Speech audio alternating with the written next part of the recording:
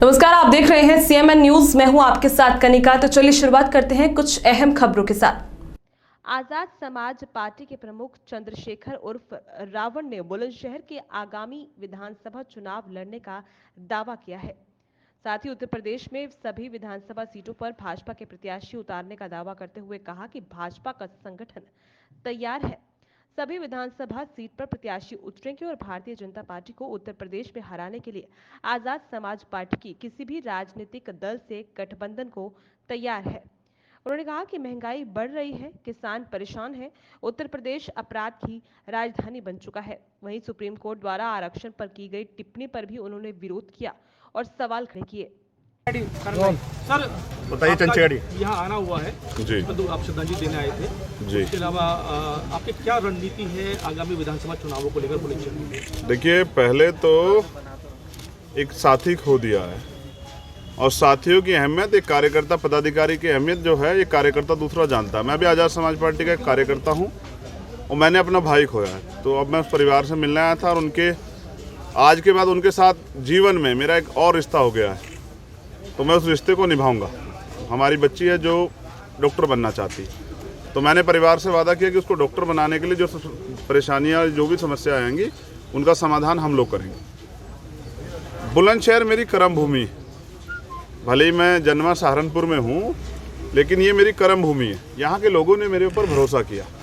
जब मैं पहला चुनाव लड़ने के लिए विधानसभा यहाँ आया तो इन्होंने मेरे ऊपर भरोसा भी किया, विश्वास भी किया और मुझे सपोर्ट भी किया।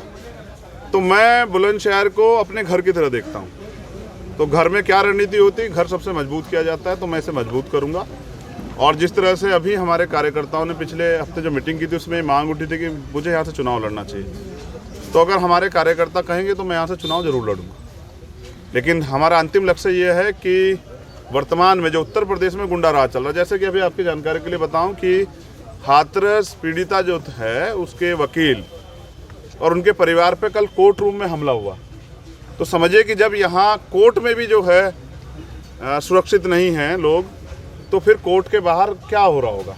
तो यानी कि आम जनता न्याय कैसे सुनिश्चित होगा। तो मैंने तो माननीय न्यायालय से ट्वीट करके अभी अपील की है कि वो उस अपराधी को गिरफ्तार करें, क्योंकि अगर न्यायपालिका में से भी न्याय नहीं मिलेगा और वहाँ भी जनता सुरक्षित नहीं, तो न्याय सुनिश्चित कैसे होगा, ये बड़ा सवाल है। उत्तर प्रदेश जो है अपराध की राजधानी हो गया है, तो अब जनता यहाँ से मुक्ति चाहती है और इसके लिए 2022 की तैयारी हम लोग कर रहे हैं कि भारतीय जनता पार्टी की इस गुंडों की सरकार को यहाँ से हटाया जाए। बुलंदशहर को कितना लकी मानते हैं अपने लिए? पहली बार इलेक्शन में आपने पहले प्रत्याशी को अपनी पार्टी से बुलंदशहर से उतारा था जी, तो कितना लकी मानते हैं बुलंदशहर को? और किस विधानसभा से आप लड़ना चाहेंगे? अगर आप लड़ते हैं तो किस विधानसभा? जैसा हमारे जिलाध्यक्ष जी और हमारी पार्टी के नेता आदेश करेंगे, क्योंकि मैं तो आज़ाद समाज पार्टी कार्यकर्ता, हमारा लोकतंत्र है, जो कोर कमेटी तय करेगी, जो हमारे जिले के संगठन के लोग तय करेंगे, वही होगा। तो प्यार तो बहुत है बुलंदशहर से, पूरे इस प्यार को देखिए, ये तो प्यार करते, मेरी भी जिम्मेदारी बनती है कि धरातल पे जैसे सैफई है ना, जैसे गोरखपुर है, जैसे लखनऊ है, तो मैं बुलंदशहर को वही देखना चाहता हूँ, क्योंकि ये मेरी कर्म भूमि है। अब आप बताएं, उत्तर प्रदेश में आजाद समाज पार्टी कितनी सीटों पर चुनाव लड़ना का प्रयास कर रही है? उत्तर प्रदेश में आज़ाद समाज पार्टी 403 विधानसभाओं में अपना संगठन तैयार कर रही है। और जैसा मैंने पहले भी कहा कि अगर भारतीय जनता पार्टी की इस सरकार को, जो लोकतंत्र विरोधी है, संविधान विरोधी है, जो गरीबों के, मजलूमों के अधिकार विरोधी है, इस सरकार को जो किसानों के विरोधी है, इस सरकार को अगर हटाने के लिए मुझे किसी का सहयोग लेना पड़ा या किसी को सहयोग देना पड़ा, तो मैं पीछे नहीं हटूंगा। क्या 403 पे लड़ेगी क्या? नहीं, मैंने आपको बताया, तैयारी 403 पे की गई है। मतलब गठबंधन के लिए आप तैयार हैं? हाँ, मैं तैयार हूँ बिल्कुल, क्योंकि मैं इस सरकार को, जो वर्तमान में सरकार है, जहाँ व्यापारी भी बेबस है, जहाँ किसान भी बेबस है, जहाँ मजदूर भी बेबस है, आप समझिए 300 रुपये बढ़ा दिए हैं 2 महीने में, और ये कहते थे अब महंगाई की मार से बचाने के लिए मोदी सरकार ले आओ। तो यही है ना, पेट्रोल के दाम देखिए क्या हो गए, गरीब अपने बच्चों को पढ़ा नहीं सकते हैं। तो इस प्रदेश को और इस देश को की रखवाली करना इस देश के नौजवानों की जिम्मेदारी। गठबंधन के लिए आप किस पार्टी पर भरोसा है कि अगर जो आपकी नीतियां हैं वो पार्टी आपके साथ मिलकर काम कर पाएगी? अगर जीत इसके लिए कॉमन मिनिमम प्रोग्राम है, हमारे अपने एजेंडे हैं, हमारे अपने मुद्दे हैं। जैसे हमारा मुद्दा है यहाँ महिलाओं की सुरक्षा, हमारा मुद्दा है यहाँ नौजवानों को रोजगार, हमारा मुद्दा है यहाँ टोल फ्री, हमारा मुद्दा है टोल जो देखिए कैसे लोगों की जेब काट रहे हैं, डबल लेते हैं। तो ये सब चीज़ें जो ना, हमारा मुद्दा है पढ़ाई, हमारा मुद्दा जो है रिजर्वेशन, तो हमारा मुद्दा है किसानों के लिए एमएसपी, कि की गारंटी। तो ये जो सब चीज़ें हैं, किसानों का कर्जा माफ, बिजली का बिल देख रहे हैं आप, 7.5-8 रुपये यूनिट आती है उत्तर प्रदेश में, तो सोने के तारों में तो नहीं आती है।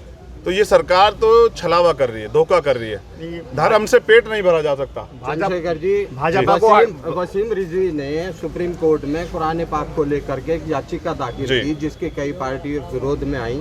उसको लेकर के आपकी पार्टी ने क्या किया? देखिए, मेरा सबसे पहले मेरा स्टैंड था कि ये गलत है। देखिए, भारत में धार्मिक स्वतंत्रता है और इसलिए के लिए कॉन्स्टिट्यूशन के आर्टिकल 25-26 है, किसी भी धर्म पे या उसके धर्म के मानने वाले लोगों के साथ खिलवाड़ नहीं हो सकती। वसीम रिजवी का बयान कठोर जो है आलोचना के लायक है और मैं उन पर चाहता हूँ सख्त से सख्त कार्रवाई, जिससे कि यहाँ इस्लाम धर्म के मानने वाले लोगों को ठेस ना पहुँचे। भाजपा को